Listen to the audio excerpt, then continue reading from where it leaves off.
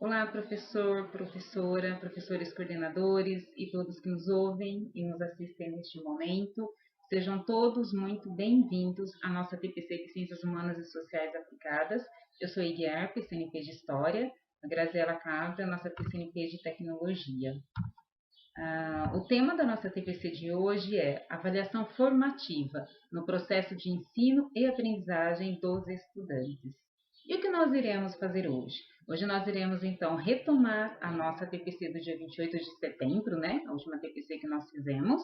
Nós iremos realizar uma indicação literária.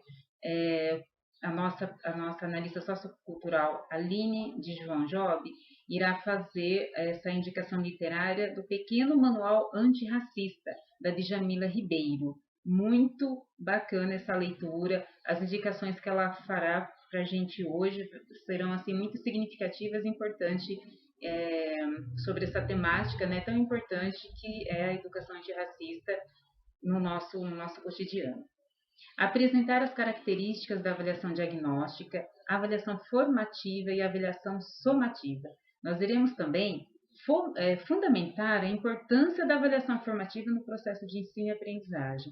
Iremos também vivenciar uma atividade a partir de 2 modelos de avaliação e falar sobre os instrumentos avaliativos presentes no cotidiano escolar. Então, a nossa querida Aline Job irá fazer essa indicação do Pequeno Manual Antirracista. Eu agradeço muito a participação da Aline. É uma leitura muito importante e pertinente, né, para esse momento que todos nós estamos vivendo, esse momento de crescimento, esse momento de fortalecimento dessa causa, dessa temática, dessa pauta tão importante e necessária de ser discutida nas nossas escolas. Eu costumo dizer assim que eu fico muito feliz, acredito que vocês também, da gente estar conseguindo falar mais dessa temática, discutir mais, ter mais eletiva dentro das escolas, a promoção de projetos. Recentemente está rolando aí nas escolas também o projeto Afro Minuto, que traz sempre um autor negro contando um pouco sobre, a partir do ponto de vista deles, né, toda a vivência, todo aspecto político, social e econômico da época que viveram. Então, são práticas extremamente importantes e necessárias. Então, agradeço muito a Aline pela participação. Obrigada, Aline.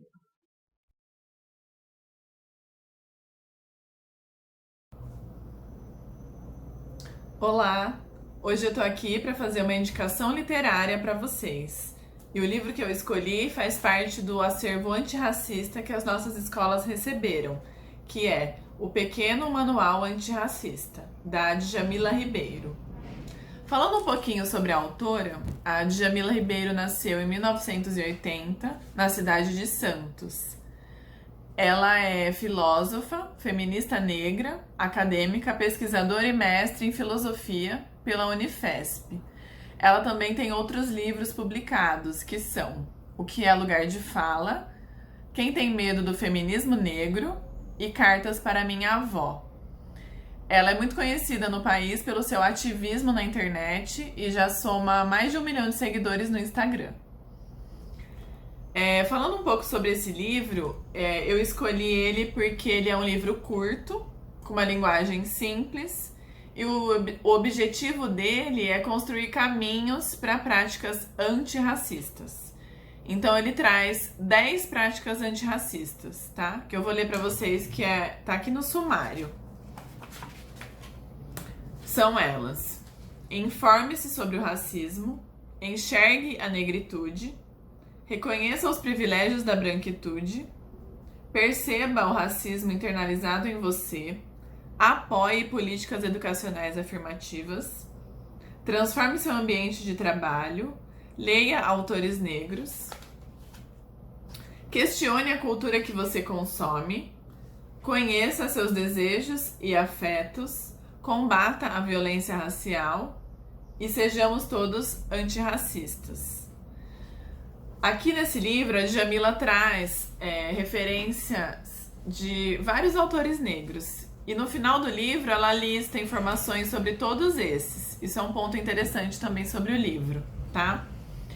Eu escolhi ler para vocês aqui hoje o capítulo que chama Reconheça os privilégios da branquitude. Então eu vou iniciar a leitura.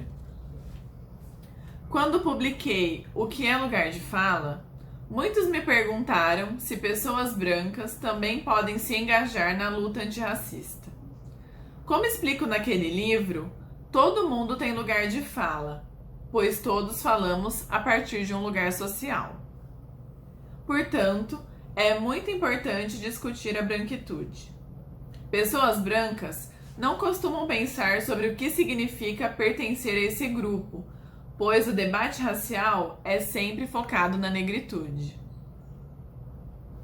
A ausência ou a baixa incidência de pessoas negras em espaços de poder não costumam causar incômodo ou surpresa em pessoas brancas. Para desnaturalizar isso, todos devem questionar a ausência de pessoas negras em posições de gerência, autores negros em antologias, pensadores negros na bibliografia de cursos universitários, protagonistas negros no audiovisual. E, para além disso, é preciso pensar em ações que mudem essa realidade.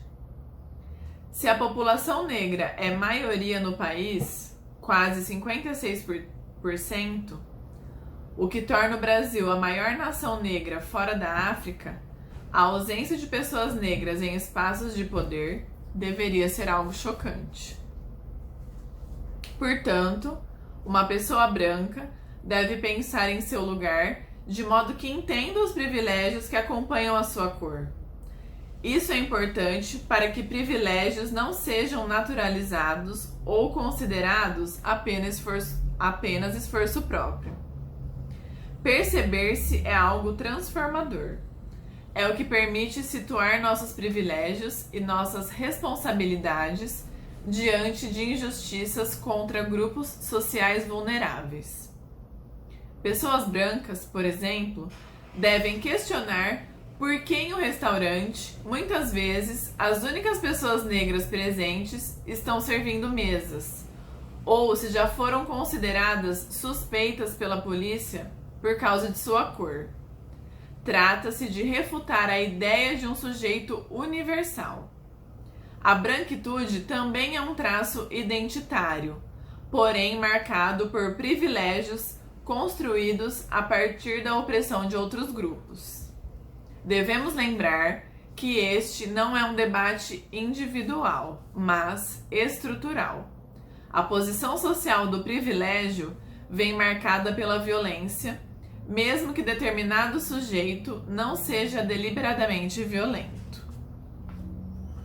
Os homens brancos são maioria nos espaços de poder. Esse não é um lugar natural. Foi construído a partir de processos de escravização.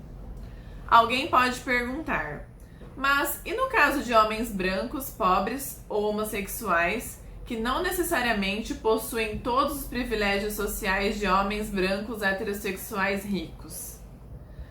De fato, é sempre importante levar em consideração outras intersecções. Porém, o debate aqui é sobre uma estrutura de poder que confere privilégio racial a determinado grupo, criando mecanismos que perpetuam desigualdades. Nesse sentido, mulheres brancas são discriminadas por serem mulheres, mas privilegiadas estruturalmente por serem brancas. O mesmo ocorre com homens brancos homossexuais, que são discriminados pela orientação sexual, mas, racialmente falando, fazem parte do grupo hegemônico. Isso, de forma alguma, exclui as opressões que sofrem, mas o localizam socialmente no lugar da branquitude.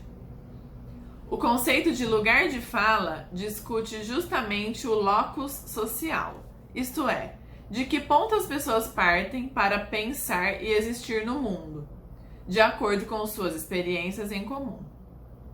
É isso que permite avaliar quanto determinado grupo, dependendo de seu lugar na sociedade, sofre com obstáculos ou é autorizado e favorecido. Dessa forma, ter consciência da prevalência branca nos espaços de poder permite que as pessoas se responsabilizem e tomem atitudes para combater e transformar o perverso sistema racial que estrutura a sociedade brasileira. O racismo é uma problemática branca, provoca grada quilomba. Até serem homogeneizados pelo processo colonial, os povos negros existiam como etnias, culturas e idiomas diversos. Isto até serem tratados como o negro.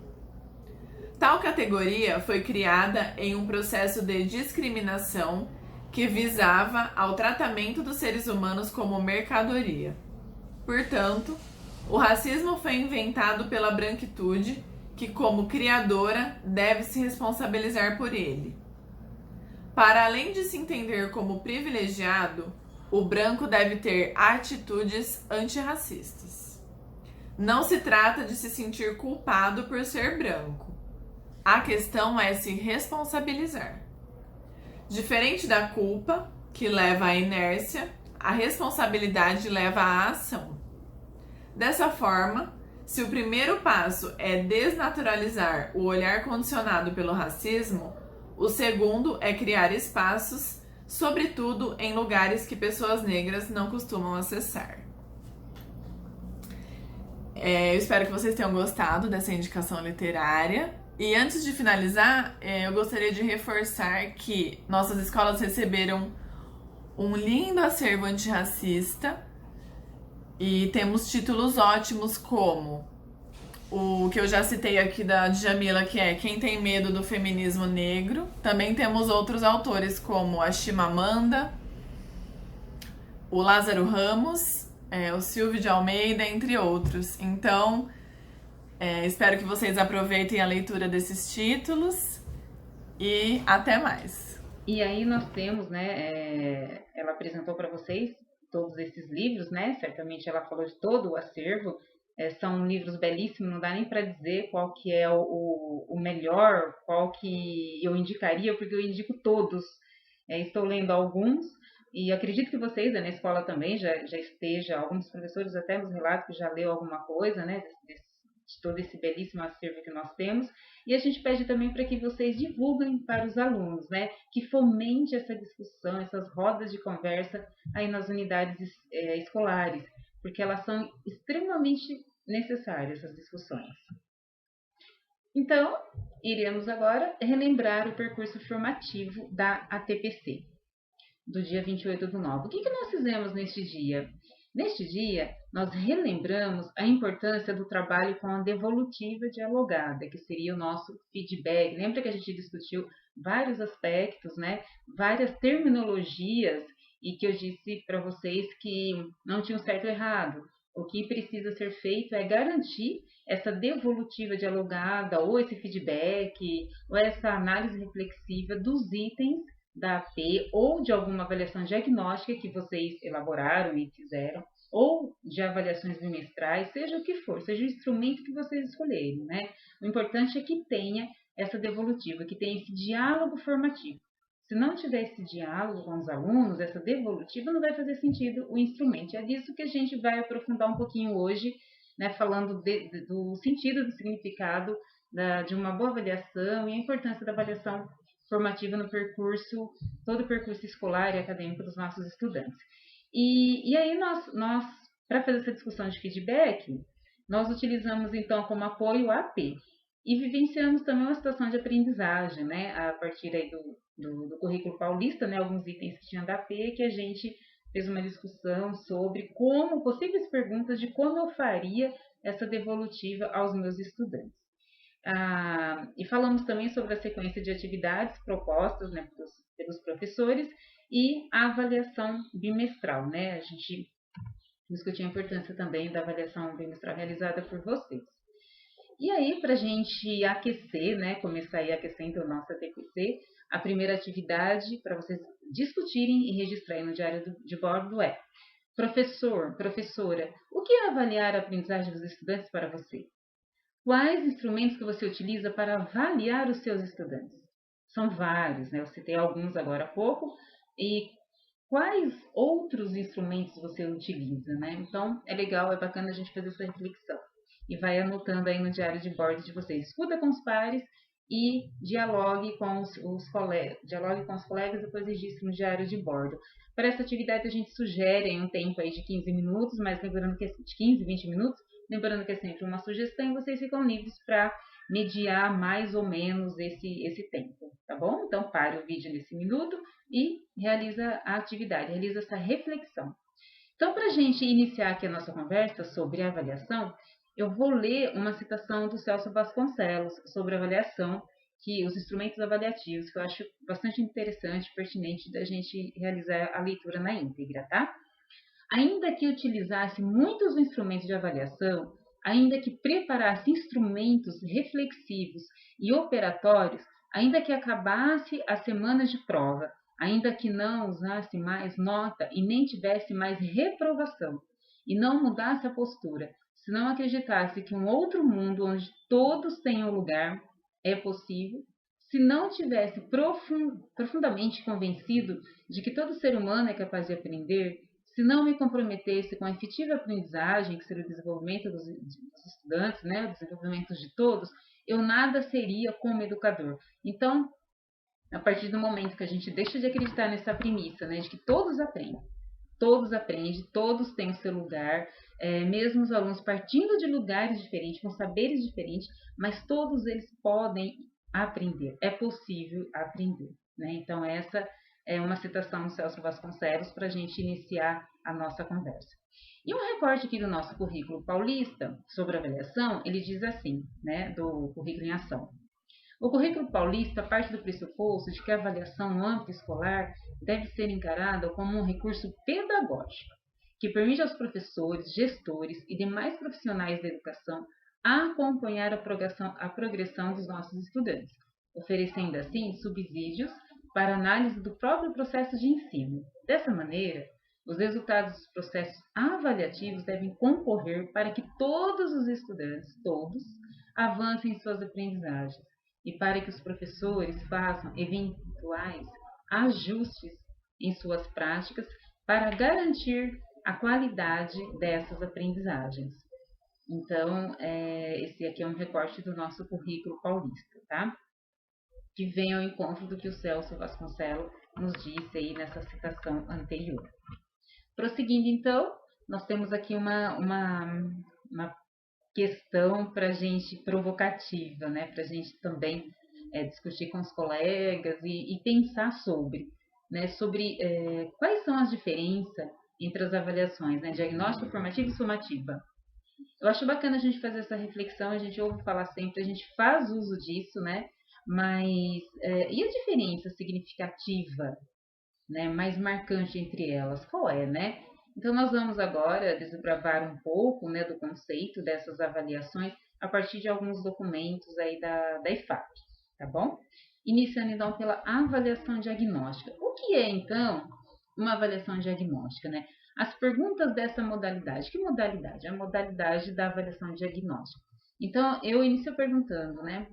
Por quê, né? O que os estudantes já sabem nessa avaliação diagnóstica? Então, essa é a premissa da avaliação diagnóstica. O que os estudantes já sabem? Então, eu apliquei a prova, a AP, por exemplo, eu consigo identificar o que o estudante já sabe. O que e quando?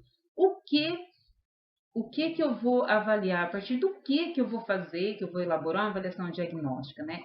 Isso é feito a partir das sondagens, né? Sondagem das aprendizagens dos nossos estudantes. E quando eu faço isso?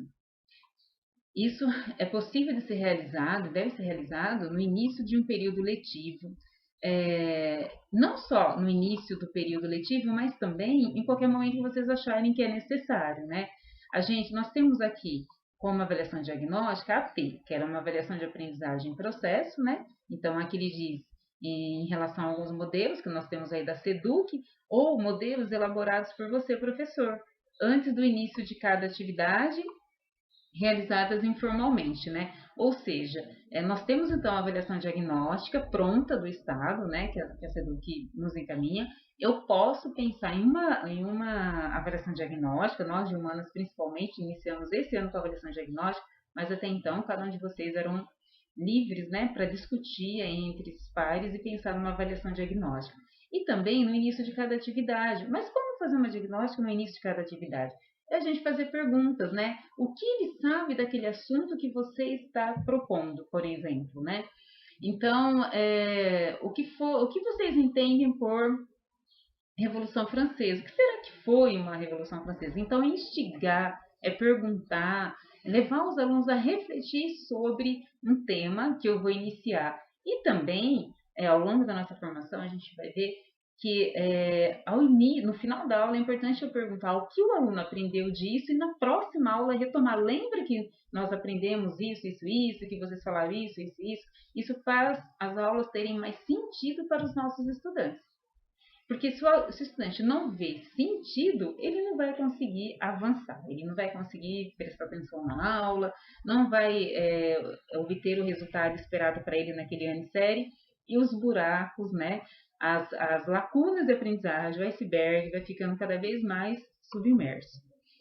E para quê? Para que eu faço essa avaliação diagnóstica, né? Para que ela serve? Ela orienta a nossa ação docente, a sua ação docente, professor. Ela nos diz, né, que habilidades e conteúdos nós precisamos trabalhar. Ela nos dá ênfase, né, ênfase em recursos e estratégias que devem ser privilegiadas naquele momento da aula. E também ela nos mostra como lidar com a heterogeneidade das turmas. As turmas são diferentes, as classes são diferentes, os alunos são diferentes. O sexto A é diferente do sexto B, que é diferente do C, que é diferente do D, né? E dentro da turma tem diversidade, né? Dentro da minha sala de aula, imagine entre uma turma e outra, né? Entre a turma A, B, C, D, muito mais, né? Aí nós temos aí a avaliação formativa, que é a que a gente mais vai focar hoje, mais vai discutir. Então nós temos, né? A pergunta que eu faço frente à avaliação formativa. Os estudantes estão aprendendo? Por que não estão aprendendo? E o que fazer para que todos aprendam? O que eu faço para que todos os meus estudantes aprendam? O que eu vou fazer, né, para diagnosticar, para efetivar uma avaliação formativa e quando eu posso fazer essa avaliação formativa? Então, através do acompanhamento das aprendizagens dos estudantes. Então, esse o que seria o acompanhamento das aprendizagens. A cada atividade, a cada discussão em sala de aula, a cada levantamento de conhecimentos prévio, eu consigo avaliar os meus estudantes, né? E quando isso acontece? Ao longo de todo o processo de escolarização. E para que serve essa avaliação formativa, né? Ela orienta também a ação docente, ela mostra as habilidades, né, conteúdos, ênfases, recursos e estratégias privilegiadas para aquela situação de aprendizagem, para aquele contexto da minha turma, da minha sala de aula, ou de um grupo, ou de uma sala de aula, mas de um determinado grupo de alunos, né? E ela também me ajuda a lidar, né, com toda essa heterogeneidade que a gente já discutiu, e também que todos os estudantes, eles aprendem, eles têm o seu momento de aprendizagem. E mais que isso ainda, ela me ajuda a pensar em projetos de reforço e recuperação. Então, a partir da avaliação formativa, eu consigo pensar num plano de reforço e recuperação para discutir, para trabalhar com os meus alunos, né, com as minhas turmas. E a avaliação somativa? Na avaliação somativa, a gente tem essa ideia de mensuração, de nota, de conceito. Então, vamos ver a partir desses documentos da IFAP, né, da Secretaria, qual é a pergunta que eu devo fazer frente a essa modalidade que é a avaliação somativa, né? O que os estudantes aprenderam? Ou seja, o que eles não sabem. O que uma estudante não sabe? O que fazer e quando fazer? Ela tem um status de mensuração, de nota, A, B, C, D, 1, 2, 3, 4, né? Ela fecha um ciclo, define uma certa situação, positiva ou negativa. Então, se a minha média é 7, meu aluno tirou 2, teoricamente seria uma situação negativa, mas se eu acompanhar o percurso, né, se eu estiver avaliando o percurso formativo do meu estudante, talvez esse 2 não seja tão ruim assim, porque teve um progresso. Se ele tirou 2 nas provas anteriores, se ele tirar 4 agora, vai ser um progresso, ok? E ela também representa sínteses avaliativas ao final dos bimestres, né? do bimestre, do semestre, ao longo do ano, para indicar aprovação ou retenção. Mas lembrando que só faz sentido essa mensuração, essa nota, se eu de fato der importância para o processo de aprendizagem, e não somente pelo 2 que o aluno tirou rasamente, pelo 4 que o aluno tirou e não é ainda a média que eu queria, não é isso que a gente tem que levar em consideração. O que a gente tem que levar em consideração é o que ele já conseguiu caminhar do 2 para o 4. Nesse intervalo de uma prova que ele tirou 2, na outra ele tirou 4, nesse intervalo, o que ele já caminhou nas aprendizagens? O que ele já conseguiu alcançar, né? Quais habilidades ele já conseguiu atingir? E para que serve a somativa? Ela me ajuda, então, né, ela nos ajuda na análise dos resultados das classes das diferentes turmas. Subsidia no conselho de classe e série, ela indica demandas formativas para os gestores aí da escola, ela subsidia a definição de projetos e metodologias para a melhoria dos resultados, dos desempenhos, né, dos nossos estudantes. E aí, nós temos aqui uma citação bem interessante também do material da SEDUC, que eu gostaria de ler na íntegra para vocês. Então, é uma atenção, é um alerta. É certo que muitos já avançamos nessa discussão de avaliação, mas é comum verificar processos que não refletem os percursos e avanços de aprendizagem individuais e coletivos. O fato é que os processos avaliativos motivam para o bem ou para o mal, depende do que eu faço com os resultados, né? Foi o que eu disse agora para vocês. Adolescentes, professores e gestores. Resultados negativos nos processos de aprendizagem muitas vezes são aqueles que promovem o abandono e a evasão escolar. Então, cuidado, atenção e muita responsabilidade, né, deve estar muito presente nesses processos de decisão. Então, será que o melhor caminho é sempre eu pensar na nota? Olha, ele não está aprendendo, eu vou dar 2 esse mês, 2 no mês que vem, o aluno não vai ter condições de passar de ano, eu não vou fazer nada para recuperar. Eu sei que não é isso que vocês fazem, eu sei que vocês têm um olhar diferente, principalmente nesse tempo de pandemia, a gente sabe disso, né? Que a intenção não é punir o aluno, mas é sempre bom a gente ter esse olhar atento para esse percurso que existe entre essa mensuração, entre essa nota, entre esse 2 e esse 4, por exemplo, que eu citei para vocês, que a gente não está nem falando da média 7, a gente está falando de um pouco que o aluno caminhou e percorreu. E aí nós temos aqui uma atividade 2, que para vocês também discutir, dialogar entre vocês, registrar no diário de bordo, a partir dessa imagem, né? Guardem tudo e tirem uma folha. Então, nós vemos aqui a professora que é ao fundo da sala, vários alunos, e aí a gente entende que poderia ser uma prova surpresa ou não, mas o modo, né, da gente, quando a gente era estudante, algumas situações aconteceram nesse tipo, né, nesse formato. Da sala está bastante bagunçada, bagunçada no sentido assim, todos os alunos conversando, e aí aquilo que para a gente seria uma indisciplina, e um jeito que a gente achava aí que poderia dar certo, é pedir para eles tirarem uma folha e fazer uma prova surpresa. Então, nesse sentido, a avaliação teria um papel aí de punição, o que não é legal, porque isso vai gerando, tanto entre nós, professores, e nos alunos, vai virando um bicho de 7 cabeças a avaliação. Ou seja, ela vai ser sempre para punir. E eu vou usar como uma ferramenta ao meu favor, né? Porque toda vez que eles bagunçarem, eu vou pedir para eles fazerem uma avaliação e vou mostrar o quanto eles não sabem. E não é o melhor jeito de mostrar o quanto os alunos não sabem pedindo para eles tirarem uma folha e fazer uma prova, né? Assim, de imediato. Então, são coisas que é bacana a gente refletir, como diz aqui o slide anterior, né, que muita gente já avançou, mas muita gente ainda precisa avançar, né, a prestar atenção no como estou fazendo para avaliar meus alunos, né, se eu estou com essa ideia de punição ou se eu estou, de fato, preocupado com o processo, com o desenvolvimento, né, das habilidades previstas para a série ano, né, desses estudantes. Então, por gentileza, vocês então façam essa atividade, né? Registrem no diário de bordo de vocês. E aí a pergunta é, Essa é uma característica de uma avaliação formativa. Isso aqui tem um caráter formativo? Justifique a sua resposta e faça os registros necessários no seu diário de bordo.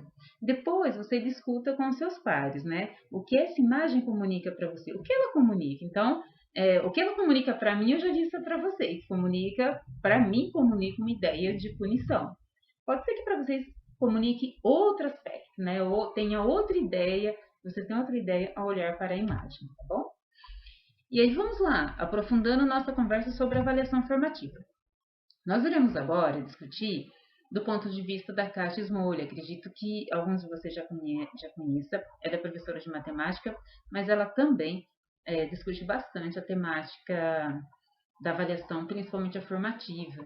Então, eu coloquei aqui o link para vocês de um site dela, bem bacana para o pessoal aí que é de matemática, os colegas que são de matemática, que é o Matema. Então, tem bastante coisas interessantes lá, tem textos, né? É um site bacana de vocês, de matemática, explorar, tá? E aí, vocês podem ler também, tá? A bibliografia dela aqui, não vou ler agora para vocês, está indo às mãos, né, de cada um. E a Kátia, como eu disse, ela costuma dizer no vídeo, que eu vou deixar o link aqui para vocês, nós vamos falar desse vídeo da Kátia, né, ao longo de toda a nossa formação de hoje, mas ela diz que quando ela já foi professora da rede, já foi professora de sala de aula, mas quando ela não está falando de matemática, ela está falando de avaliação formativa. E essa foi uma entrevista dela que a gente vai transcrever falas dela aí ao longo da nossa formação, falas dessa entrevista pelo Instituto Imundo, né, que ela fez pelo YouTube, muito legal. Convido vocês a assistir na íntegra. Nós fizemos vários recortes aqui, mas eu convido vocês a assistirem, que vale muito a pena para o nosso crescimento e para a nossa formação também. Então, ela inicia dizendo sobre o tripé da avaliação formativa. Então, o que é essa avaliação formativa? O que é esse tripé, né? Então, nós temos aqui, né, a Rosa dos Ventos, qual vai indicar aqui a direção. Então, ela coloca aqui no topo a avaliação formativa. Então, esse tripé, olha só, o tripé. Coletar os dados, analisar os dados e fazer um planejamento. E após esse planejamento, ou junto com esse planejamento, a tomada de decisão. Então, eu vou planejar para o 7º ano A uma coisa, 7º ano B uma coisa, e tomar algumas decisões a partir das atividades, a partir dos diagnósticos que eu levantei dos meus estudantes. Então, aqui está o link do vídeo na íntegra no YouTube, que vocês podem assistir, eu até recomendo na íntegra, tá? Para vocês assistirem. Mas a gente fez muitos recortes aqui, eu acho que vai dar para a gente entender legal essa ideia, aprofundar um pouco mais sobre o que é a avaliação formativa. Então, aqui, a partir do ponto de vista aqui da Kátia, nós podemos citar alguns dos princípios da avaliação formativa, que é olhar os dados, analisar os dados, discutir os dados, planejar e corrigir os rumos. Essa palavra corrigir rumos a gente escuta bastante na nossa secretaria, mas é uma palavra, é um termo são duas palavrinhas que a gente precisa mesmo ter aí no nosso diário de bordo. E corrigir os rumos sempre que necessário, sempre que preciso.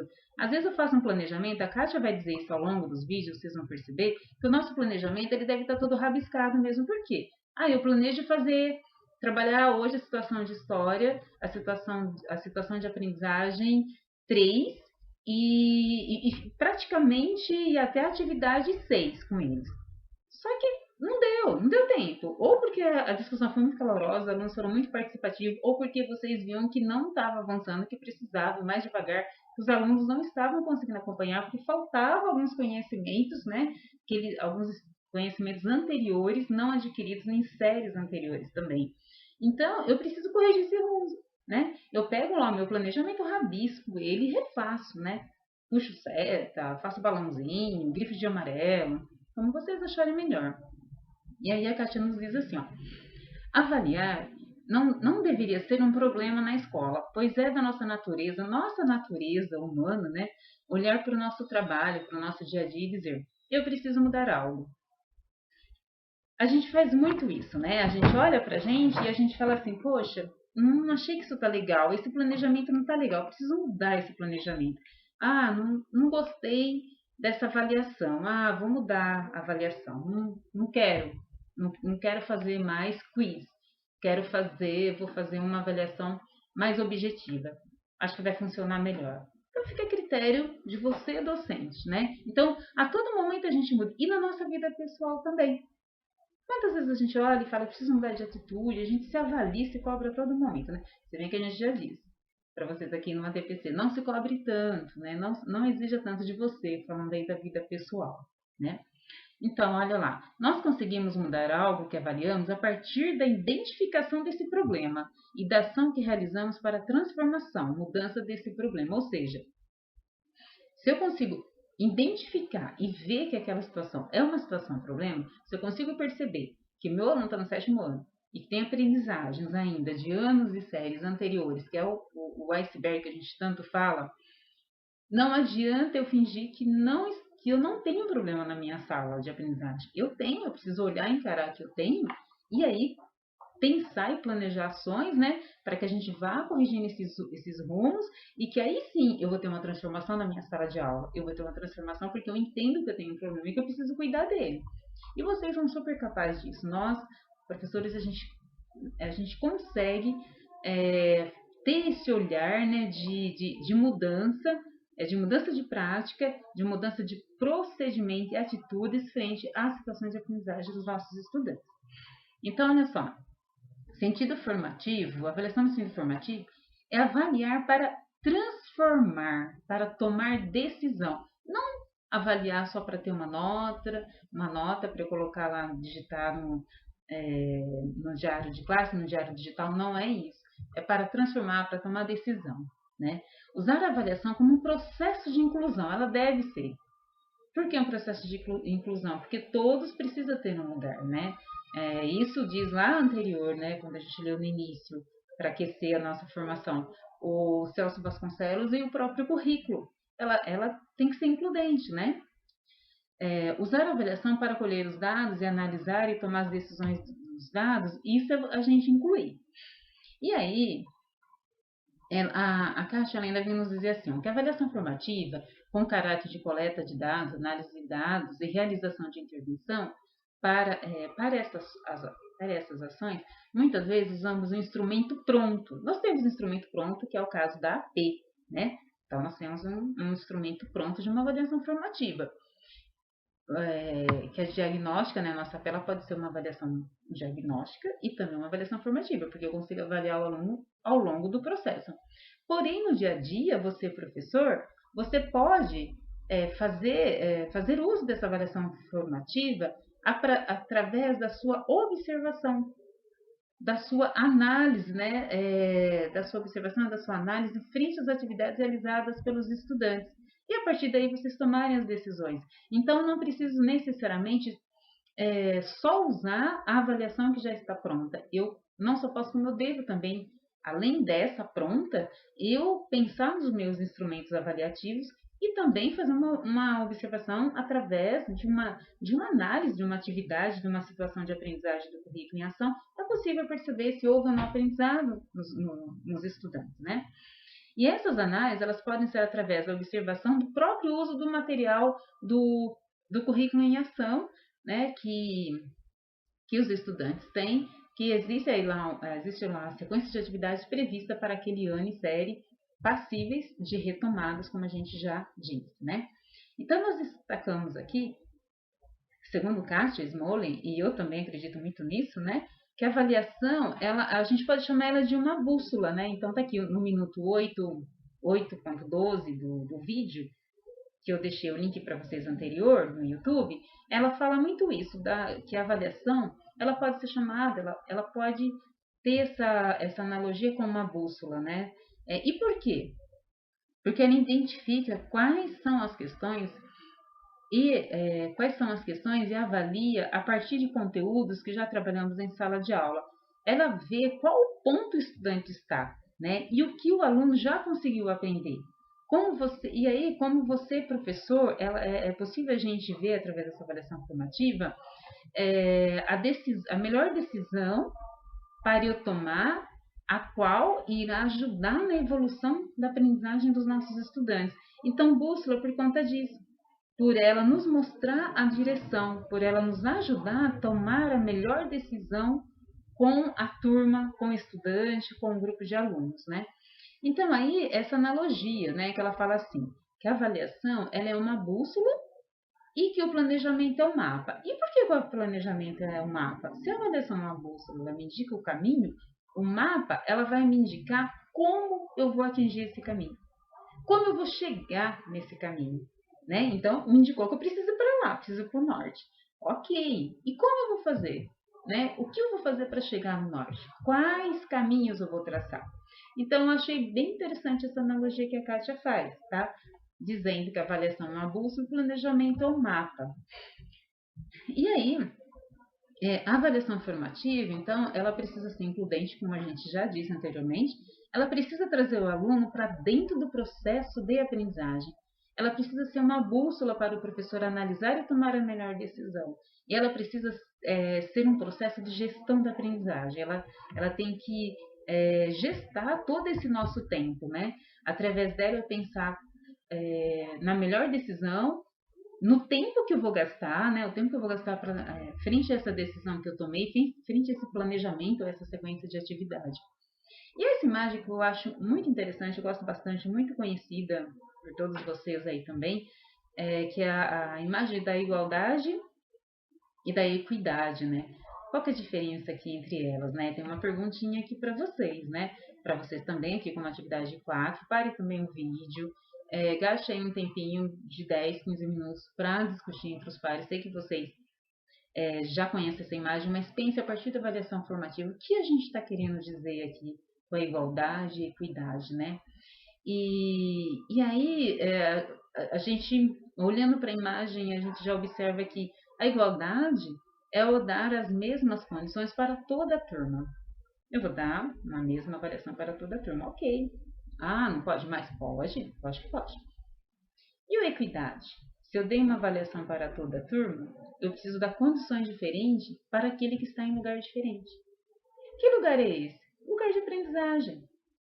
Tem alunos que estão aqui na aprendizagem, nesse degrau de cima. Tem alunos que estão um pouquinho mais abaixo. E tem aquele que está mais abaixo ainda. Então, eu preciso dar condições diferentes para lugares de aprendizagem diferentes, né? Para momentos de aprendizagem diferentes que meus alunos estão. Né? Nós aprendemos em momentos diferentes. Eu tenho meu ritmo de aprendizagem. Cada um de vocês tem um ritmo de aprendizagem. Então, as condições precisam ser diferentes também. Então, essa é uma questão importante para a gente discutir aí com os pares e registrar, tá? Qual que é a principal diferença entre a igualdade e a equidade, pensando numa avaliação formativa, tá bom? E aí, os pontos de atenção do ponto de vista da Kátia. Ela diz assim, não podemos usar a avaliação formativa de maneira excludente, jamais. Ela precisa ser equitativa. Desse modo, ela precisa ser includente. Correto? Ela precisa ser uma bússola para o professor tomar a melhor decisão. Ela precisa ser um mapa, e um mapa como um planejamento de como eu trilhar o melhor caminho, né? Porque se eu sei onde eu quero chegar, eu preciso então planejar o melhor caminho para chegar, o melhor jeito de chegar ao meu destino, né? Ela precisa me ajudar a preparar melhor as minhas aulas.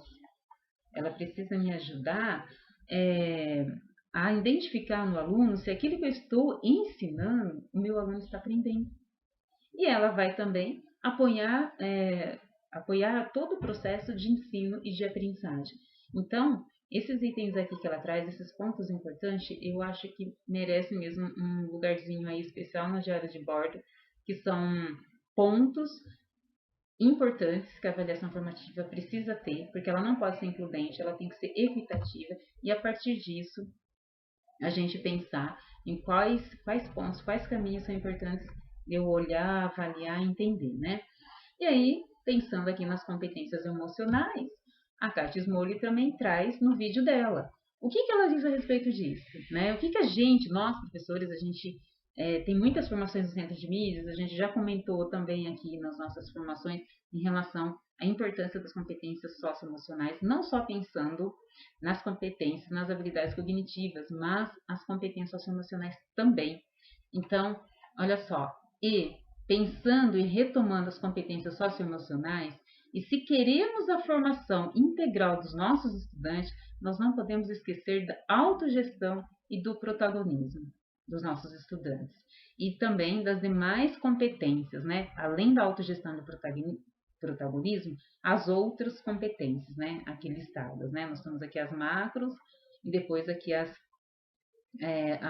divisão, né? Como é subdividida essas macros competências, para que eles sejam capazes de ir evoluindo ao longo de sua trajetória. Então, a gente precisa garantir, a gente precisa entender, enxergar que num processo cognitivo as competências socioemocionais elas também são fundamentais na vida dos nossos estudantes e na nossa vida também, com certeza.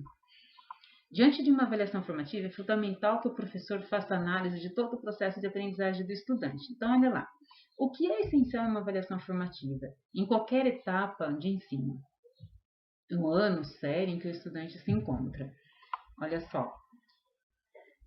É imprescindível ter um bom planejamento, pois você não analisa bem se você não sabe o que você quer avaliar. Eu não sei o que eu vou avaliar, então como é que eu vou fazer uma boa análise? Então, ela dá até esse exemplo aqui muito famoso para nós da educação, que é a metáfora, né, da Alice no País das Maravilhas, né? Se eu não sei para que caminho eu vou, para que lado? Se eu não sei para que lado eu vou, qualquer caminho importa. Mas se eu sei para onde eu quero ir, lembra do mapa? Lembra da bússola? Eu sei o caminho, eu sei onde eu quero chegar. Então, qual que é o meu mapa? Meu mapa é o planejamento, que seria o como eu vou chegar. Então, lembrar sempre dessa metáfora aqui da Alice no País das Maravilhas, né? E principalmente dessa da Kátia. Né? A gente usar a bússola, né, como uma avaliação formativa e o mapa de como eu vou chegar, do caminho, na verdade, de qual caminho eu vou trilhar para chegar aonde eu desejo, aonde eu quero que os meus alunos, né, cheguem de forma satisfatória. Então, nesse sentido, a Kátia sugere que o planejamento deve começar pelo fim. Um exemplo, o planejamento começar pelo fim, ela dá alguns exemplos para a gente. Existe também, não sei se alguém de vocês conhece, um livro que ele fala do planejamento reverso. Então, tem um pouco a ver com isso, né? É um planejamento, essa atividade, podemos dizer que ela faz parte desse planejamento reverso, tá? O que eu quero que meus... Então, o que eu preciso saber? O que a Kátia quis dizer, né? Quando ela fala, após aplicar uma avaliação, né? Que o meu planejamento precisa começar pelo fim. Então, ela diz assim, ó, o que eu quero que meus alunos aprendam ao fim... Eu preciso ter clareza, né? Do que eu quero que o meu aluno aprenda ao final de cada aula. Então, o que é o reverso? Eu pensar... Antes de eu pensar na atividade, eu pensar o que eu quero que o meu aluno aprenda. O que é importante a partir daquele conteúdo, a partir daquela temática que eu trabalhei com o meu aluno, o que é importante que o meu aluno aprenda no final dessa aula? Ou durante 15 dias, ou durante todo o mês. O que é essencial? E isso combinado aí com o currículo e também com a proposta pedagógica da escola, né? Tudo tem que estar casadinho, tudo tem que estar alinhado e linkado. Então, esse é o planejamento começar o planejamento pelo fim. É o pensar o que eu quero que o meu aluno aprenda, né? E ela vai dizer aqui mais abaixo em relação a gente pensar na melhor atividade para gerar a melhor aprendizagem. Então, continuando, né? Um exemplo do que é esse planejamento pelo fim, além desse item aqui, né, que eu pensar o que eu quero que meus alunos aprendam no final da aula. Se eu sei para onde eu vou, se eu tenho clareza do que os meus estudantes precisam aprender, se o que os meus alunos precisam aprender, né, eu preciso então pensar no como, que é o mapa, lembram? Como eu vou chegar nesse lugar? Em quais instrumentos avaliativos eu vou utilizar para que o meu aluno alcance essa aprendizagem ao longo de um período aí que você circular, uma semana, 15 dias, um mês, né? E aqui, essa última frase que eu acho muito bárbara, acho que fecha, assim, esse exemplo da Kátia com chave de ouro, né? Não é pensar primeiro na atividade, e sim na melhor atividade para desenvolver a melhor aprendizagem. Acho que esse é o coração desse exemplo que ela deu. Eu pensar na melhor atividade para atingir a melhor aprendizagem dos estudantes. E aí ela traz também um exemplo, né, um outro exemplo, de que eu preciso me perguntar o que eu quero que meus alunos aprendam aí no final da aula, né? E ela traz, após essa pergunta, ou pensando nessa pergunta, lá no meu planejamento, eu tenho que pensar quais instrumentos eu vou usar para ter o resultado dessa melhor aprendizagem. Então, vocês ficam livres, olha lá. Pesquisa, quiz, resumo de pontos importantes, principalmente nas histórias, a gente pode pedir uma resenha, a gente pode pedir um resumo, né? Debate, podcast, análise reflexiva de algum tema, relatório, uma autoavaliação, aquilo que vocês julgarem importante, né? E o tripé que a Kátia disse que para a gente deixar sempre em nosso radar, que é o coletar dados, analisar os dados, tomar a decisão a partir da análise desses dados, né? Que são o tripé que a Kátia pede para que tenhamos. Então, fazer avaliação não gera aprendizagem. O que gera aprendizagem é o que é feito com os resultados. Então, eu coloquei aqui essa citação, que é da nossa supervisora Elisa, que ela sempre fala isso para a gente, o quanto que é importante a gente saber o que a gente vai fazer com esses resultados. Aí sim, a avaliação vai ser significativa. Aí sim, a avaliação vai ter sentido. Do contrário, não. Fazer por fazer, engavetar e só mensurar, como a gente discutiu lá no início sobre a avaliação somativa, não vai gerar aprendizagem, né? E aí uma dica, o planejamento precisa estar sempre rabiscado, né? Que a gente já conversou agora mesmo. Ou seja, ele precisa, sempre que necessário, você corrigir esses rumos, né? E é importante também perguntar para os nossos estudantes no final da aula, o que você aprendeu hoje? Como eu disse para vocês anteriormente. E quando chegar a próxima aula, você dizer para ele, né? Retoma essa mesma pergunta. O que vocês... Olha, na outra aula nós discutimos sobre a Revolução Francesa. Lembra que vocês disseram alguma coisa que vocês tinham aprendido? Vocês se lembram o que foi? E vai listando. Acho que isso ajuda bastante a gente resgatar, retomar e fazer esse levantamento aí daquilo que o aluno já tem de conhecimento em relação àquela temática, né, aquele conteúdo que eu discuti com ele. E quais os elementos que nós podemos destacar ou indicadores que nós podemos elencar sobre os quais serão possíveis de percebermos avanços da aprendizagem dos estudantes no tocante da avaliação formativa? A avaliação formativa ela é muito eficaz. Por que ela é eficaz? Porque ela permite que a gente olhe para cada estudante em um olhar formativo e não um olhar punitivo. Lembra que a gente falou lá no início, quando a gente viu aquela imagem, tirem uma folha e vamos fazer uma prova. Isso é um olhar punitivo, né? Mas a gente tem que ter um olhar formativo para os nossos estudantes, né? Então, para Perrenot, Jussara Hoffmann, Lucchesi, entre outros autores aí que falam de avaliação que vocês conhecem, na avaliação formativa, o que ele fala sobre o erro? O erro faz parte do processo de ensino e de aprendizagem do estudante. O erro não é para ser encarado como, puxa, o aluno não sabe. Não sabe, na próxima prova ele consegue recuperar essa nota. Não. O erro ele tem que ser um indicador de que eu preciso pensar, planejar atividades, né, para que o meu aluno, para que vá ao encontro disso que ele errou, para que ele consiga avançar. Então, ele é um indicador que muito vai nos ajudar se de fato houver um diálogo formativo frente a essas correções de avaliação. Então, olha só, meu aluno errou, eu entreguei a avaliação para ele, errou várias coisas e ok, está tudo certo. Não está tudo certo. Eu tenho que pegar as questões que os alunos mais erraram, lembra que a gente discutiu sobre devolutiva na TPC passada? Pegar as questões que os alunos mais erraram, colocar na lousa e dialogando, fazer essa correção dialogada, porque a gente precisa saber o que o aluno pensa sobre aquilo. Se eu não souber o que ele pensa, eu não vou conseguir ajudar o aluno, né? Erros e acertos não dizem muita coisa sobre a aprendizagem dos estudantes, né? Então, nesse sentido, é possível afirmar que aula expositiva não combina com aula com avaliação formativa. Se eu for na frente da sala só falar, eu não vou conseguir ajudar o meu aluno, não vou conseguir formar meu aluno, né? Não vou conseguir perceber quais são as reais dificuldades do meu aluno. Eu preciso desse diálogo, né, em sala de aula. Então, nós devemos ter sempre em mente que o poder da escola, ela não deve ser pela avaliação, sim pela aprendizagem. Não tira uma folha e vamos fazer uma prova agora. Não, e sim por aquilo que o aluno aprende, né? Então, ela nos alerta que a Caixa nos alerta que outro ponto muito significativo a escola, ela não pode ser heteronômica todas as vezes. Pois se assim a gente fizer, dificilmente a gente vai conseguir desenvolver o protagonismo dos nossos estudantes. Então a gente tem que dar vez e voz para os nossos estudantes. Por isso que tem que ser aulas dialogadas, né? Lógico, bem como ela diz aqui nessa citação. Não pode ser todas as vezes. Tem momentos que eu preciso dar uma aula expositiva, né? Óbvio. Mas eu preciso privilegiar também momentos de diálogo. Eu preciso também privilegiar momentos de correção dialogada. Né? Isso é fundamental. Senão a gente não vai conseguir entender e saber como o aluno pensa. Né? E aí a Caixa ela traz, nesse vídeo aqui, que está aqui na íntegra para vocês, 2 modelos bacanas de devolutiva. Nós discutimos na TPC passada, lembra? Como fazer uma boa devolutiva.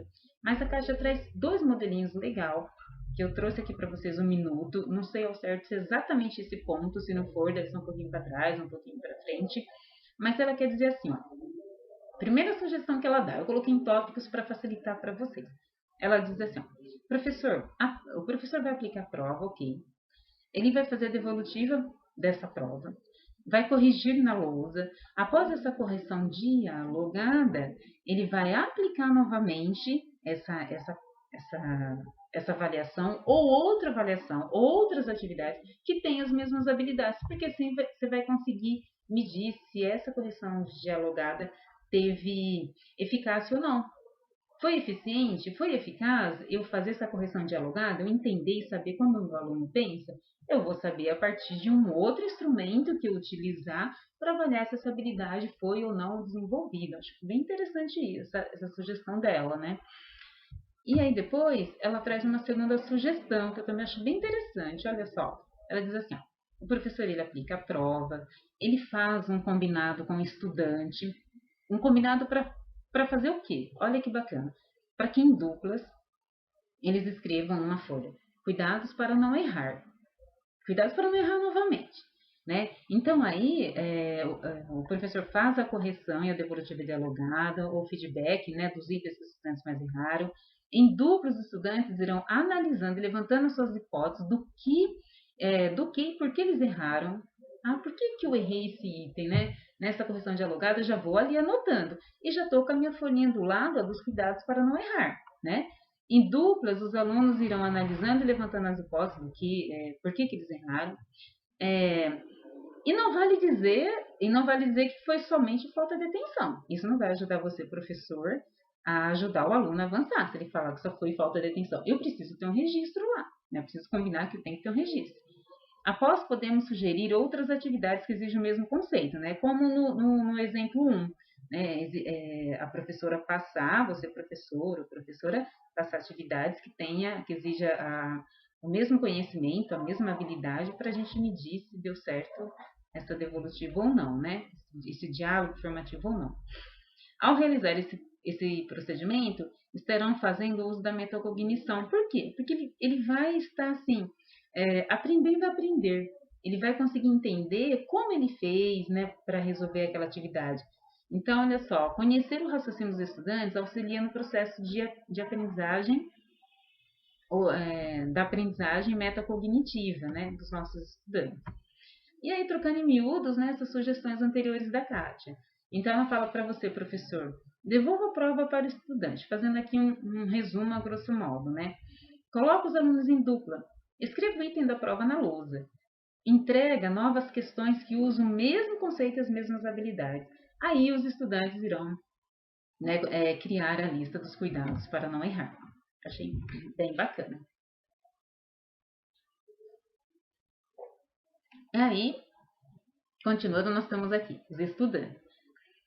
Então, trocando em miúdos aqui, fazendo um resumão do que é bacana, do que os estudantes vão aprender, os procedimentos que os alunos irão ter. A tarefa do estudante é descobrir o que erraram. E se erraram, não significa que erraram tudo. Tem estudante que vai acertar a prova toda. E aí é bacana esse que acertou tudo, de ir até a lousa, de falar como fez para resolver. Promove uma boa discussão, dá para vocês montarem aí os grupos colaborativos, né? Grupos produtivos, colaborativos, né? Com saberes próximos, não saberes iguais. Escrever uma folha ao lado, né? Ou cuidados lá para não errar. E depois consulta essa lista cada vez, sempre que for necessário, consulta essa lista dos cuidados para não errar. Porque às vezes aquilo que ele errou na prova, no momento da correção dialogada, nesse segundo momento que a professora, que você, professor, passou uma atividade exigindo a mesma habilidade, ele vai errar novamente. Então, ele olha para essa lista e fala, opa, esse aqui eu errei porque eu pensei dessa forma, então eu preciso rever e repensar para não fazer novamente, para eu novamente cair no mesmo erro, né? Esse é um processo de metacognição, ou seja, pensar em como fazer. E uns aspectos assim, extremamente relevantes que a Caixa traz aí no exemplo 1, é que ela disse assim, ela diz que o professor combina com o seu estudante, né? Um diálogo formativo com ele, né? Que não pode deixar nenhuma questão em branco, porque se ele deixar as questões em branco, como que vocês vão ajudar? Que devolutiva, que intervenção você professor, vai conseguir fazer com o estudante se ele deixou tudo em branco? Então, converse com ele, né? Para que ele faça da maneira como ele achar melhor. Da maneira como ele achar que é o correto, faça, né? E aí, nós temos aqui, no exemplo 2, um movimento entre estudantes e professores, né? Então, os alunos, eles escrevem o que não entenderam na avaliação. Então, a avaliação eu entreguei, o aluno escreve o que não entendeu. Ainda partindo desse exemplo aí da devolutiva da Caixa, tá? E aí o professor vai tirando essas dúvidas, como a gente já conversou, para que os alunos, e para aqueles alunos que não fizeram nada, vai ser difícil a gente conseguir ajudar em algum momento. Por isso, é um diálogo afetivo aí, para que vocês conversem com ele, para que não deixe realmente nada em branco. Faça da maneira como achar melhor, como souberem, né? E desse modo, se a gente vê que tem muita questão em branco, a gente pode insistir, incentivar os estudantes para eles registrarem da maneira como souber mesmo, para a gente tentar ajudar, né? Para a gente ajudar. E aí a dica é atribuir somente, a dica que a Caixa nos dá, né? Que atribuir somente um conceito, né? Uma nota, não ajuda o estudante a avançar. O que ajuda o estudante a avançar realmente é a aprendizagem. Se ele tirou 5, se ele tirou 7, me ajuda a ver que o aluno não sabe. Mas e aí?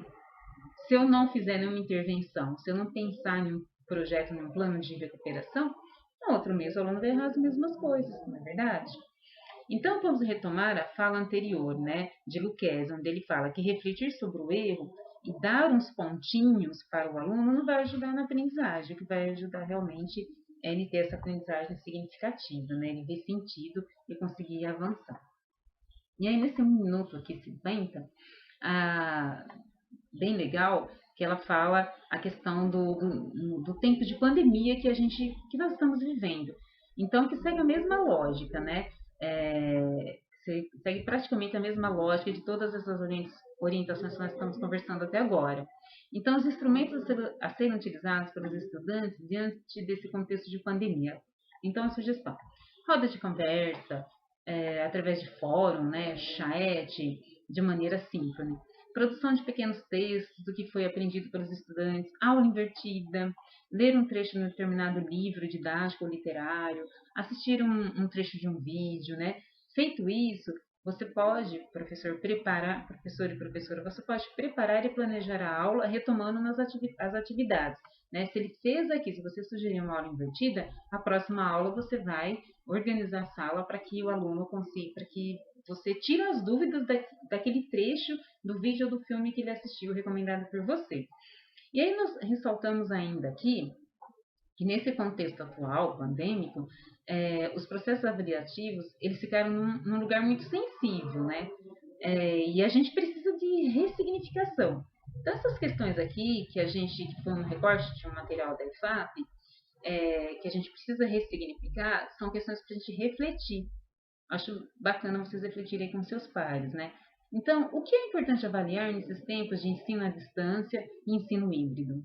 O que as notas ou a ausência delas podem nos dizer? As atividades avaliativas realizadas em casa refletem as expectativas que tínhamos das aprendizagens? Ela reflete a expectativa que você tinha de aprendizagem em relação aos seus alunos? A participação, o engajamento e o compromisso aparecem nas notas? Eu consigo, através dessa mensuração, perceber se teve participação e engajamento? Então, fica aí para vocês refletirem.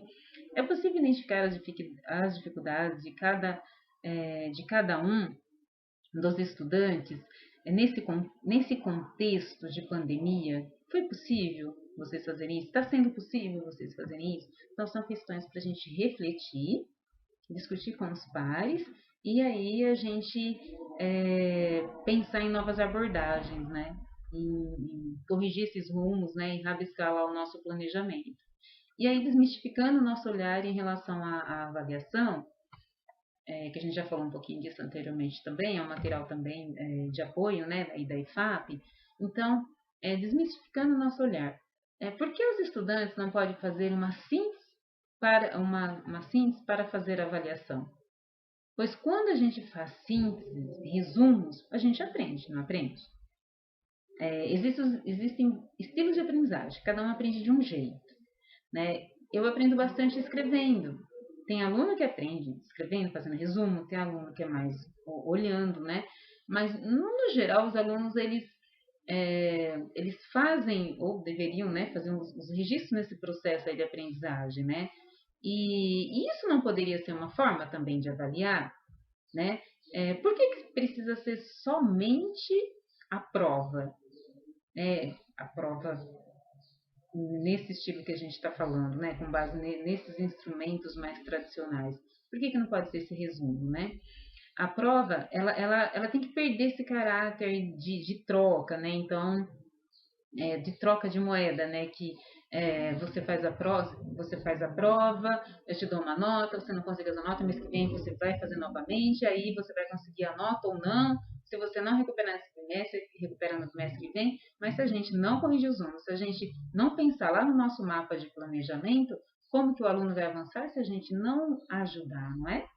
Lógico, estamos falando aqui, ó, na ressignificação, nesse período de pandemia, né? Muitas coisas precisam ser ressignificadas para os nossos alunos e também diante, né, do nosso olhar, né? Diante da nossa prática, né? Então, ó, vamos desmistificar o nosso olhar sobre a avaliação e potencializar a ideia da aprendizagem significativa, né? E nos processos avaliativos, nós temos aqui uma citação. A questão da avaliação, que não é e não deve ser a mais importante no percurso estudantil, tem o seu peso na medida. Ela é importante, né? Só que em que é parâmetro sobre o desenvolvimento do estudante, ou seja, ela tem seu peso, ela tem sua medida certa, desde que ela seja um parâmetro para a aprendizagem. Se ela fugir desse parâmetro de aprendizado, de autorregulação, ela já vai perder o sentido formativo dela, né?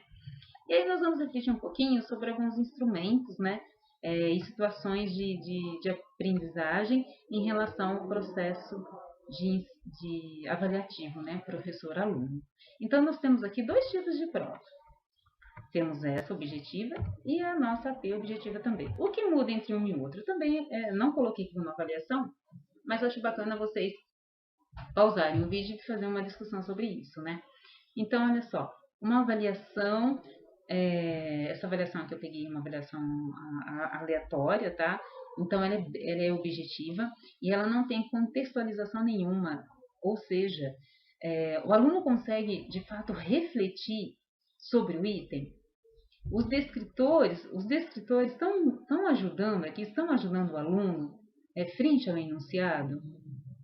Então, a gente vê que não tem uma imagem, não tem um recorte de um texto, né? Não tem um excerto de nada, uma imagem que apoie o meu texto, uma imagem que apoie, que ajude o aluno a identificar qual descritor seria ou não correto, né? E nós temos aqui a nossa AP. Aqui na AP nós temos um excerto de um texto, nós temos aqui um vocabulário, né, de uma palavra nova que porventura viria a aparecer aqui no contexto dos nossos estudantes. Aqui nós temos uma outra questão, né, que é a questão 2, Essas são questões do 7º ano, tá, gente? Da AP. E aí eu tenho uma imagem que vai me apoiar no texto. Então, olhar também e pensar em como eu estou oferecendo os instrumentos avaliativos para os meus estudantes. Não é só diversificar, hoje eu dei um quiz, amanhã eu vou dar uma prova objetiva, depois eu vou fazer um resumo. Mas eu pensar como eu vou elaborar essa prova, o como também é essencial, é fundamental. Então, eu preciso contextualizar, o aluno precisa entender melhor sobre aquilo que eu estou pedindo, subsidiar o meu aluno para que ele consiga aqui identificar o melhor, né, a melhor alternativa, o melhor distrator, né?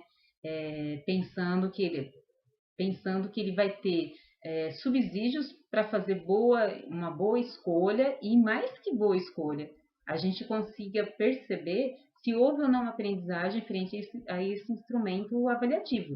Se eu tenho uma prova sem muita problematização, dificilmente eu vou conseguir identificar de fato aquilo que o meu aluno sabe ou não. Ok? Então, é a gente pensar mesmo nos modelos, em como eu vou pensar para fazer um instrumento avaliativo. Eu posso escolher um instrumento avaliativo, que a gente já falou disso, né? Mas eu tenho que pensar em como eu vou planejar esse instrumento, o que eu quero ver, né? E aí, a avaliação entre as duas lógicas aqui, né? Partindo aí da primícia classificatória e da aprendizagem significativa, né? Aqui, né? Uma avaliação para classificar e uma avaliação para aprendizagem, né? Então, olha só, ela orienta os estudantes e sua família, ou seja, a gente consegue ter condições aí de numa reunião de pais, falar para os alunos, ou chamar os pais, né? Alguns pais, dizer um pai por dia, por semana, como vocês acharem melhor, e dizer, olha, seu filho conseguiu avançar isso, a gente precisa disso, mais disso, né? Colocar a família também a par daquilo que, por dentro de todo o percurso formativo que o aluno, né, que o aluno está trilhando aí na escola. E ela ajuda também a apoiar os nossos estudantes para que eles possam perceber o melhor caminho para desenvolver a melhor aprendizagem, né? Então, eles possam considerar a aprendizagem, né, prevista no currículo em ação. Então, quando eu falo aqui, apoiar os nossos estudantes, né, a avaliação de aprendizagem, ela apoia os nossos estudantes para que a gente consiga também perceber no nosso currículo em ação o que está sendo de fato aprendido pelos nossos alunos, né? E aqui nós temos uma síntese do processo avaliativo, que diz mais ou menos assim. O currículo em ação entende que o processo avaliativo tem também um caráter formativo, no sentido de que ele pode ser mobilizador para os estudantes, tanto quanto um meio para a equipe escolar acompanhar as aprendizagens. Além disso, a avaliação, quando devolvida, funciona como instrumento que permite o desenvolvimento da autonomia por parte dos nossos estudantes, uma vez que os feedbacks os ajudam a rever seus processos e identificar em quais pontos é preciso se deter mais ou voltar a estudar. Então, aqui é um resumo, é uma síntese mesmo de tudo que a gente discutiu. A avaliação formativa, ela me ajuda no processo de aprendizagem, tanto cognitivo quanto socioemocional dos nossos estudantes. Ela me ajuda a identificar qual caminho eu vou trilhar. Lembra do mapa, da bússola, né? Que é a avaliação formativa, e do mapa que a Kátia coloca, que é como eu vou chegar nesse caminho. Ela ajuda a gente desde que eu faça essa avaliação, devolvo, os alunos escrevam as dúvidas que ele tem, e que eu faço esse feedback dialogado, ela me ajuda a entender como o aluno pensa, o processo cognitivo que está acontecendo com os nossos alunos, para que a gente ajude eles a avançarem. Então, eu fiz questão de colocar essa síntese aqui a partir do nosso currículo em ação, a partir do nosso currículo paulista, que é um recorte do material da IFAP, porque ele sintetiza toda essa ideia que a Kátia Smolli colocou para a gente no vídeo. É um vídeo muito bom, professor, muito bom, professora, vale a pena vocês assistirem. E esse é um resumo, esse aqui é uma síntese de tudo que a gente discutiu até agora. E também ainda um recorte aqui, né, do nosso material do Estado, né, do currículo paulista, uma citação, né, de um versinho aqui da música do Arnaldo Antunes. O seu olhar no meu, o seu olhar melhora o meu. Então, diferentes olhares sobre o mesmo objeto trazem visões diferentes. Então, o seu olhar no meu, o seu olhar melhora e melhora o meu. Então, do Arnaldo Antunes, né? Então, é interessante vocês pensarem, refletirem sobre essa citação dos diferentes olhares que a gente tem que ter para avaliação e para esse processo de aprendizagem dos nossos estudantes, né?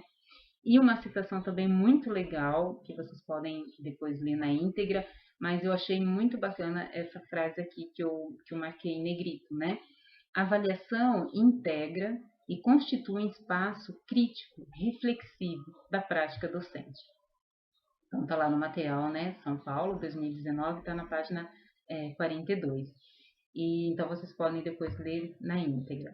Então, nós temos aqui o nosso registro de presença, que também vale como avaliação e registro de presença, não deixam de responder. Está presente na pauta também esses dois links. As nossas referências e um recadinho aqui para vocês em relação ao Setembro Amarelo, né? Sei que nós já estamos aí no final do mês, mas que vocês possam se cuidar, que a gente possa se cuidar. Cuidar de si é a maior prova de amor conosco mesmo, né? Então, é o mês de prevenção do câncer de mama. A gente precisa se olhar, precisa se cuidar. E, como eu disse lá anteriormente, já li um trechinho de um livro para vocês também, né? A gente dizia que para a gente não se cobrar tanto. Tudo que a gente faz, a gente tem que valorizar. Então, essa é a mensagem que eu deixo para vocês, para que vocês se olhem, se amem, se cuidem. Tenho certeza que você está fazendo melhor. E quando a gente trata desses temas, né, como a gente está tratando hoje aqui da avaliação formativa, um tema bastante delicado, complexo, e como tinha naquele slide, né, aqui sobre um olhar de atenção, é para que a gente mergulhe um pouco mais, para que a gente retome esses nossos conceitos em relação à avaliação, para que a gente tenha subsídios aí para trabalhar também em sala de aula, né? Porque a gente lembra das formações, mas nem sempre as coisas estão tão frescas assim na nossa cabeça. E esse material eu fiz questão de fazer com muito cuidado e carinho para vocês. É um material muito rico da Caixa Small, é um material muito rico da EFAP. Essa citação que a supervisora Elisa traz para a gente, eu achei muito significativa, que é em relação ao que a gente vai fazer com esses dados.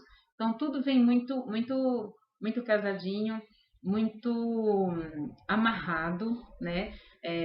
Um autor conversando com o outro, a nossa secretaria muito articulada com todo esse momento que a gente está vivendo e que a gente está passando também. Então, eu espero que vocês façam bastante bom aproveito desse material, principalmente daquele modelo de devolutivo 1 e 2 que a Caixa sugere para a gente, e também outro ponto principal, né, é a gente saber essa diferença aí da avaliação diagnóstica, da formativa e da somativa, a importância de cada uma delas, em que momentos elas precisam ser usadas e o que fazer com elas. Lembra da Kátia, dizendo, né, que a avaliação formativa ela tem que ser a nossa bússola e o nosso planejamento ele precisa e o mapa seria o nosso planejamento, porque eu sei onde eu quero chegar a partir da avaliação formativa. Como eu vou chegar? Né? Então é essa metáfora que ela faz da bússola e do mapa. E também ela faz uma outra metáfora em relação a Alice no País das Maravilhas, que já é bem conhecida aí por todos vocês. Então, agradeço demais a atenção de vocês. Qualquer dúvida, estamos à disposição. E se cuidem, se amem. A sua vida é importante, vale ouro. Só você que sabe o quanto que seu corpo, né, o quanto que a sua mente está pedindo aí uma pausa, o quanto que o seu corpo está acendendo a luzinha de que precisa de cuidados, o quanto que o seu corpo está acendendo a luzinha de que precisa de atenção. Então, se ame, se olhe, se cuide. Muito obrigada pela atenção de todos vocês. Até a próxima. Um grande abraço e fiquem todos com Deus.